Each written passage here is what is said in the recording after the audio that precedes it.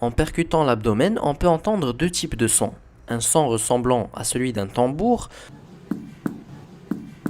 Tambour en latin c'est tympan, donc on l'appelle tympanisme. C'est le cas quand on percute un organe creux contenant des gaz, à savoir l'intestin. Ou bien on peut écouter un son qui est mat, donc matité. C'est le cas quand on percute un organe plein comme le foie, ou bien quand on percute du liquide libre dans la cavité péritonéale, soit l'acide, comme c'est le cas ici. Ce qui oriente encore plus vers l'acide, c'est que sa matité est déclive. Elle change selon la position du patient en raison de la gravité terrestre.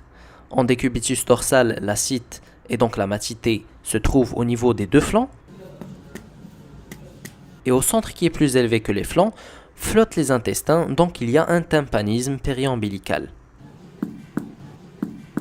Alors que si le patient se met en décubitus latéral, l'acide descend vers le bas et donc la matité disparaît du flanc supérieur et est remplacée par un tympanisme, car les intestins flottent à présent à ce niveau.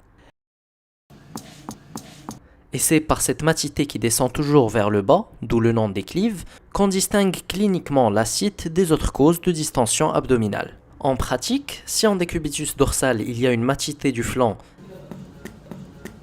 et qu'en décubitus latéral elle se transforme en tympanisme, c'est une matité déclive qui oriente donc vers l'acide.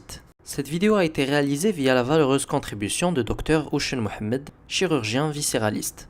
À présent, peux-tu répondre à cette question? Si tu as aimé cette vidéo, je t'invite à la partager car ça m'encourage à en faire plus. Et à bientôt sur la prochaine vidéo de Dr Assus. Inch'Allah.